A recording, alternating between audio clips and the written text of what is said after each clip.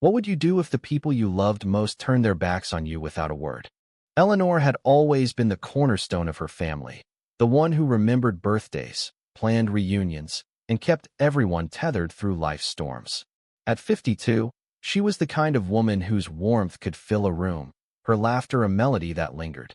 Her son, Michael, was her pride, her only child, now 28, with a smile that mirrored her own.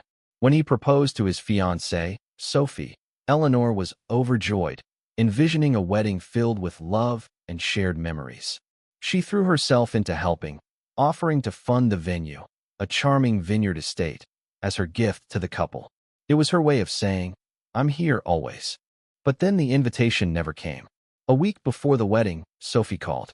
Her voice was cold, clipped. "Eleanor, we've decided to keep the wedding small. Family only. I'm sure you understand." The words hit like a slap. Michael, her own son, didn't call to explain. No one did. Eleanor sat in her quiet living room, staring at the framed photos of Michael's childhood, her heart fracturing. Why was she excluded? What had she done? She replayed every conversation, searching for a misstep, but found none.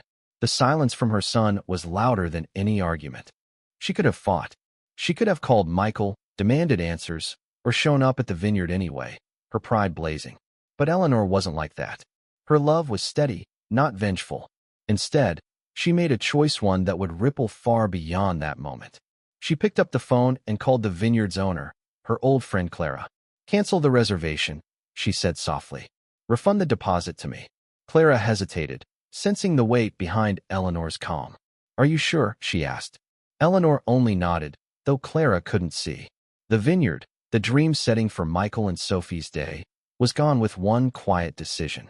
The wedding day came, and Eleanor didn't go. She spent it in her garden, tending roses she'd planted when Michael was born. She didn't cry, not then. She just worked, her hands in the soil, grounding her pain. Meanwhile, Michael and Sophie scrambled. The vineyard had informed them of the cancellation, citing a scheduling error. They settled for a cramped community hall, the magic of their day dimmed. Guests whispered, confused, but no one knew Eleanor's role. She'd ensured that. Then came the twist. A week later, a letter arrived at Michael's new home. It was from Clara, the vineyard owner, who hadn't been able to stay silent. "Your mother paid for your wedding venue," the letter read. "She canceled it after you excluded her, but she didn't want you to know. She loves you more than you'll ever understand." Clara, a mother herself, had seen Eleanor's pain and couldn't let it go unspoken. The letter shook Michael. Sophie, too, read it, her face paling. They'd assumed Eleanor was meddling, overbearing, based on a misunderstanding Sophie's mother had seeded about Eleanor's over-involvement. They'd been wrong. Michael drove to Eleanor's house that night, tears in his eyes.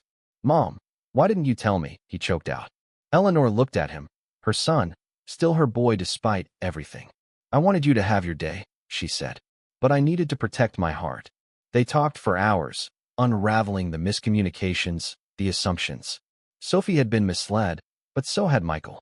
He'd let his fiancée's family sway him, forgetting the woman who'd raised him alone. The tears they shed weren't just for the wedding. They were for the distance they'd let grow, for the love they'd almost lost. Eleanor didn't gloat or demand apologies. She listened, forgave, and reminded them that love doesn't keep score. By the time Michael left, they were rebuilding something stronger. Sophie called the next day, her voice trembling with regret, and Eleanor welcomed her, too. In the end, Eleanor's quiet act wasn't revenge, it was a lesson in dignity. She'd lost a day but gained something deeper, a family that finally saw her. The roses in her garden bloomed brighter that spring, as if they knew. Yindi.